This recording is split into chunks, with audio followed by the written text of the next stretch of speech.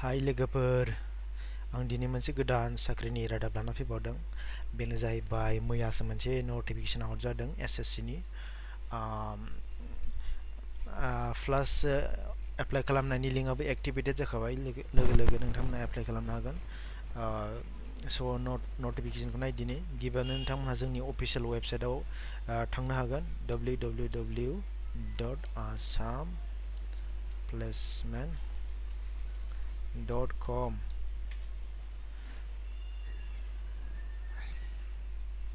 नोंथांमोना जोंनि अफिसियेल वेबसाइटआव थांनानैहाय बेहाय क्लिक खालामबानो जाबाय नैबे वेबसाइटआव नायनो मोजाङै ओमफ्राय क्लिक खालामखांनायनि उनावहाय नोंथांमोना गाहायाव फैनानै SSC नि बेयाव नुगोन नोंथांमोना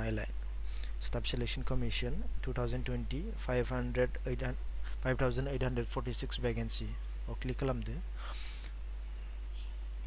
क्लिक खालामखांनायनि उनाव नोंथांमोना वैकेंसी नायदो बेहाय माखासे क्लासिफाई खालामनाय दङ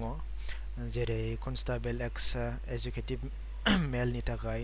3433 ओमफ्राय एक्स सार्भिसमेननि थाखाय 226 एक्स सार्भिसमेन बादक कमान्डो पेरा 3.2 नि थाखाय 243 ओमफ्राय फिमेलनि थाखाय 1944 स' जोंना बैसोआ बेसेबां जानांगोन होनना बुङोबा बैसोआ मिनिमाम 18 बोसोरनिफ्राय 25 बोसोरसिम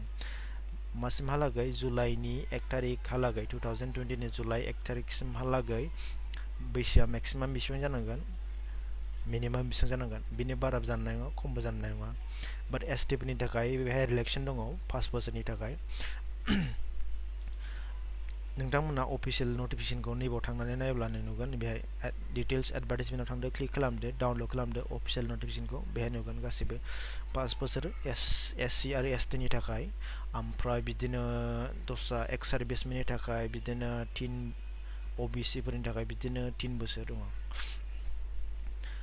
ओमफ्राय जोंना क्वालिफिकेसना मा जागोन होनना बुंबा जोङो मिनिमाम हायार सेकेन्डारि पास जानांगोन HS पास जानाय जानांगोन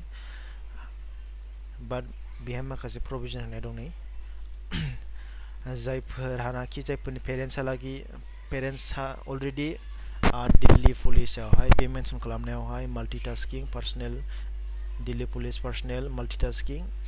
ओमफ्राय दिल्ली पुलिस बेयावहाय जायफोरनि पेरेन्ट्सआ मावनानै दं बेफोरनि थाखाय कनसेसन होनाय जागोन आरोना बिदिनो जायफोर बे डिपार्टमेन्टआव साख्रि मावनानै दं एजुकेसननि बेलायावहाय ओमफ्राय लास्ट पइन्टआ मा होनना बुंदों ड्राइभिं लाइसेन्स थाथारनांगोन ड्राइभिं लाइसेन्स थायाबो जानाय नङा जोंना एप्लिकेसन फिसआ बेसेबां एप्लिकेसन फिसआ 100 रुपिस बाट SC ST आरो वुमेन्सफोरनि थाखाय एप्लिकेसन फिसआ निल आरोखि exempted from the payment of fees बिसोरो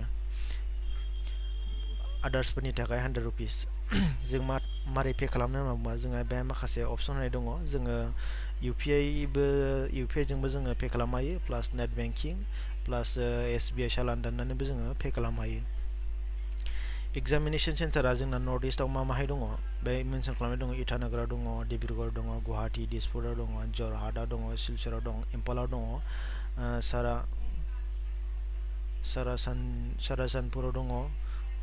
उख्रुलाव दङ शिलंआव दङ आइजलाव दङ कहिमायाव दङ आगरतलायाव दङ बे एग्जामिनेशन कोड आरोखि ना जोंना इम्पर्टेन्ट डेटआ नैबाव होनाय दङ नटिफिकेसनाथ' आउट जादों आगष्टनि 1 तारिखआव नङा होमबा ओमफ्राय लास्ट डेट अफ एप्लिकेसना जाहैबाय सेप्टेम्बरनि 9 तारिखआव हरनि 11:30सिम ओमफ्राय पेमेन्ट खालामनायाबो सेप्टेम्बरनि 9 तारिखआव हरनि 11:30सिम बाट नोङो SBI चालानजों नों पेमेन्ट खालामबा बेयो एसे डेट बारायना होदों आरोखि बेहाय 11 तारिखसिमहालागै ओरै बेहाय हरनि 11:30सिम बेंकिं आवार्सआथ' मिथिखायो नङा होमबा 9टानिफ्राय बिदिनो 5टासिम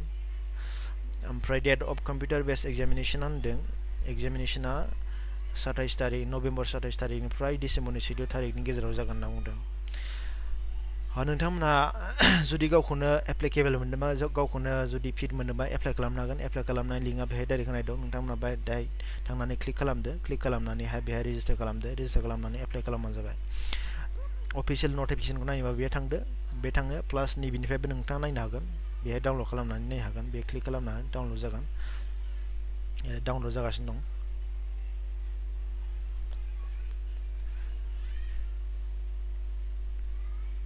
डाउनलड जाखांबाय। दा बे आरो नटिफिकेसना डेटआबो होनाय दङ आगष्टनि 1 तारिखआव। जों एजनि खोथा बुंदोंमोन ना, एजनि खोथाया जाहैबाय बेयाव होनाय दं, मेनसन दं SC ST फोरनि थाखाय 5 बोसोर इलेक्शन, OBCनि थाखाय 3 बोसोर, स्पर्ट्स पार्सननि थाखाय 5 बोसोर, स्पर्ट्स पार्सन बा नेशनेल इन्टारनेशनेल लेभेलनि थाखाय 10 बोसोर, बिदिनो डिपार्टमेन्टेलनि थाखाय 40, केन्डिडेट डिपार्टमेन्टेल OBCनि थाखाय 43, 45, SC ST नि थाखाय बिदि होनाय दं आरो ना गावबा गाव। नोंथांमोना एप्लाइ खालामनो हागोन। एप्लाइ खालामनायनि सिगां नोंथांमोना बेखौ प्रपारलि स्टाडि खालामनो हागोन, माहाय मा दं मा गैया, बेनि उनावहाय नोंथांमोना एप्लाइ खालामनो हागोन। स' बेनो नोंथांमोना चेनेलखौ साबस्क्राइब खालामनो हागोन। बिदिनो आं गोदान जब रिक्रुटमेन्टनि नटिफिकेसन होबाय थायो। जेब्लानो गोदान ओंखारो आं अब्लानो होयो। नोंथांमोना मिन्थिबाय थानो हागोन। नोंथांमोना चेनेलखौ साबस्क्राइब खालामनानै ला।